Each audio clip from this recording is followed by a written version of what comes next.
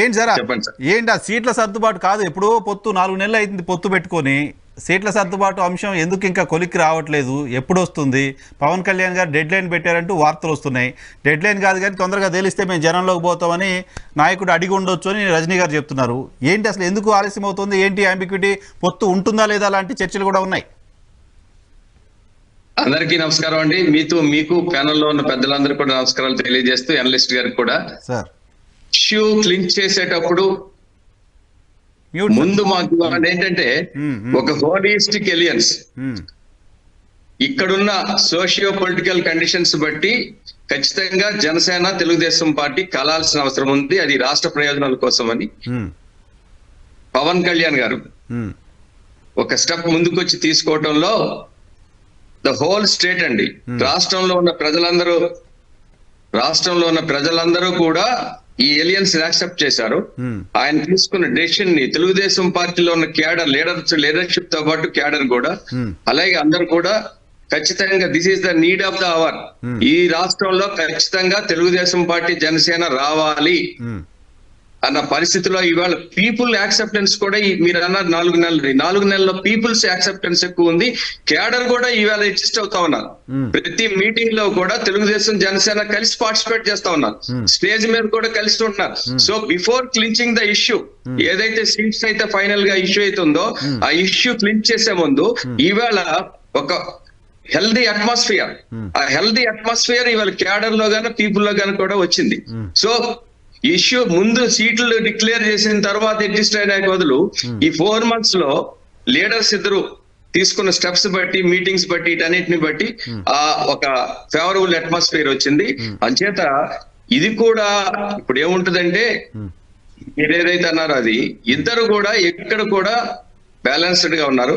నిన్న కాక మొన్న పవన్ కళ్యాణ్ గారు చెప్పారు, చంద్రబాబు నాయుడు గారు కొన్న అపారమైన అనుభవంతో ఎలక్షన్ కమిషన్ లో మేము రిప్రజెంట్ చేసేటప్పుడు అన్ని ఇష్యూస్ కూడా చెప్పారు, అదేదని కూడా. So they are going together, ఎక్కడికి వెళ్ళా కలిసి వెళ్తా ఉన్నారు. అసలు ఎక్కడా కూడా కలిసి వెళ్తున్నారు. సీట్ల సర్దుబాటు ఎప్పుడు? అవతల అధికార పార్టీ రోజుకో లిస్ట్ ఇస్తోంది, వాళ్ళు రెడీ అయిపోతున్నారు, క్యాంపెయిన్ చేసుకుంటున్నారు, అభ్యర్థులు అయిపోతున్నారు. సార్ అధికార పార్టీ గురించి మాట్లాడాలంటే మన ఇవాళ ప్రజలందరూ చూస్తా ఉన్నారు ఎంత రియాక్షన్ వస్తా ఉంది, ఎంత ఇదవుతా ఉంది, ఎంతమంది రెజిగ్నేషన్ ఇస్తా ఉన్నారు, ఎంతమంది జాయిన్ అయిపోతా ఉన్నారు.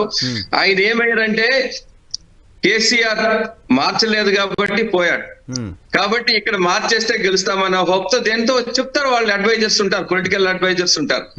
కానీ ఒక దగ్గర నుంచి ఆ దగ్గరికి మార్చేసి అవన్నీ చేయటం of course that is their internal matter.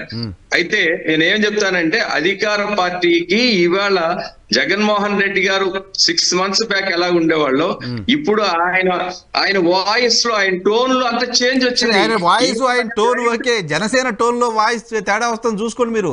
Janasena సీట్ల వాయిస్ తేడా వస్తుంది. కళ్యాణ్ గారు మాట్లాడుతున్న వాయిస్ లో తేడానే కదా. రజనీ గారు చెప్పినట్టు రాష్ట్ర ప్రయోజనాల కోసం ఏ త్యాగాలు చేయడానికైనా ఇద్దరు లీడర్స్ ఉన్నారు. సో ఎవరైనా ఈ రెండింటి మధ్యలో ఏమైనా డిఫరెన్స్ ఉంటది, క్రియేట్ చేయగలం అనుకుంటే వాళ్ళే నలిగిపోతారు. అంతేగాని ఇక్కడ త్యాగం చేయడానికి జనసేన పార్టీ రెడీ అయిపోతుంది పాపం, కానీ త్యాగం చేయడానికి తెలుగుదేశం పార్టీ రెడీగా లేదు లాంటి ఒక ఇంప్రెషన్ ఉంది. అవునన్నా కాదన్నా జనసేన పార్టీలో కూడా. నేను మన కళ్యాణ్ గారు మాట్లాడిన మాటల ప్రకారం ఆయన హట్ అయ్యారు, కార్యకర్తలు హట్ అయ్యారు, ఆయన సారీ కార్యకర్తలకు చెప్తున్నారు. సీట్ల సంఖ్య తేల్చకపోవడం అనేది కూటమికి, పొత్తుకి ఇబ్బంది కలిగిస్తుంది అని ఏమైనా పార్టీ ఆలోచిస్తుందా లేదా?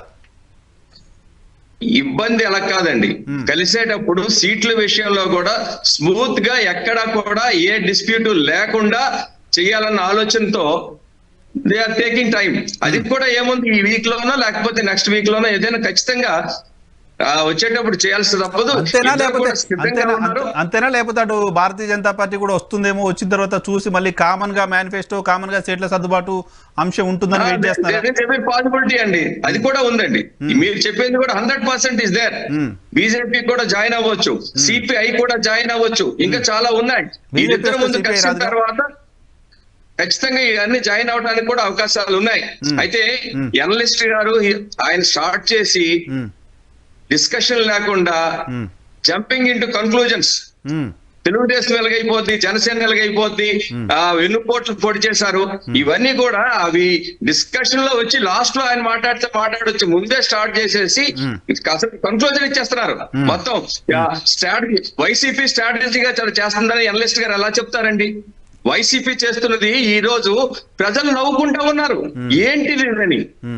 దాన్ని వచ్చి ఆయన ఏమో చాలా తెలివితేటలుగా స్ట్రాటజికల్ గా వైసీపీ చేస్తా ఉంది అని చెప్తా ఉంటే how do we believe it? ఇప్పుడు ఆయన అనలిస్ట్ గారు వచ్చినప్పుడు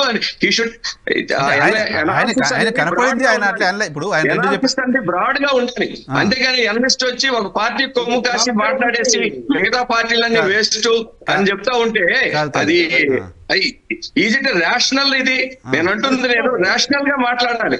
అనలిస్ట్ వచ్చేటప్పుడు ఆయన అనాలిసిస్ చేయాలి. పార్టీ ముగ్గురు ఉన్నాం ఇక్కడ ప్యానల్ లో, వెంకటరెడ్డి గారు కూడా ఉన్నారు. ప్యానల్ లో ఉండి మాట్లాడిన తర్వాత కన్క్లూజన్ అది అలాగా హెల్తీగా ఉండాలి. అంతేగాని వీళ్ళకి వెన్నుపోటు పొడిచారు, వాళ్ళకి వెన్నుపోటు పొడిచారు, బీజేపీకి వెన్నుపోటు పొడిచారు, తెలుగుదేశం జనసేనకి వెన్నుపోటు పొడిచింది. అసలు స్టార్టింగ్ లోనే నెగిటివ్ గా మాట్లాడటం స్టార్ట్ చేస్తే అనలిస్ట్ గారు డిస్కషన్ ఎంతవరకు వెళ్తుందండి? అంచేత సార్ మీరు పెద్దవాళ్ళు, మీకు చాలా తెలివితేటలు ఉండొచ్చు, మీ దగ్గర ఇన్ఫర్మేషన్ ఉండొచ్చు, but this is not the way. Me tone correct కాదు. మరి దయచేసి మీరు ఎక్కడ కూడా మీరు ఇలాగ మాట్లాడటం కరెక్ట్ కాదు. ఇవాళ నేను మాట్లాడినప్పుడు మీరు ఉండండి సార్, స్పీకింగ్ మీరు మాట్లాడినప్పుడు నేను ఇంటర్వ్యూ మీరు మాట్లాడకండి. మీరు మాట్లాడేటప్పుడు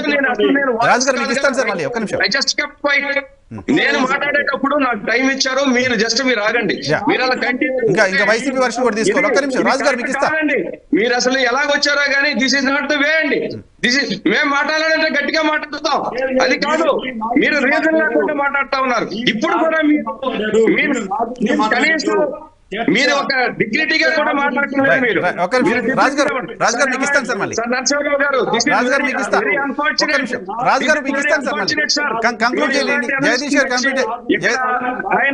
గారు ఇద్దరు మాట్లాడితే అర్థం కాదు, ఉపయోగం లేదు. ఇద్దరు మాట్లాడితే అర్థం కాదు, చూస్తున్న ఎవరు కూడా ఏం మాట్లాడుతున్నారో అర్థం కాదు. ప్లీజ్ రాజుగారు ఒక్క నిమిషం ఆగాలి. రాజుగారు ఒక్క నిమిషం ఆగాలి ప్లీజ్.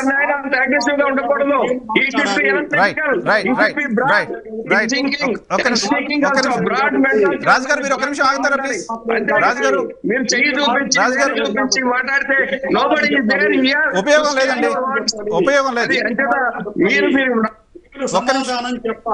రాజుగారు ఒక్క నిమిషం మీరు ఆగితే నేను మీకు టైం ఇస్తా. రాజుగారు ప్లీజ్ ప్లీజ్ ప్లీజ్ ప్లీజ్ ఒక్క నిమిషం ఆగండి, ఒక్క నిమిషం ఆగండి. ఇద్దరు మాట్లాడితే అర్థం కావట్లేదు.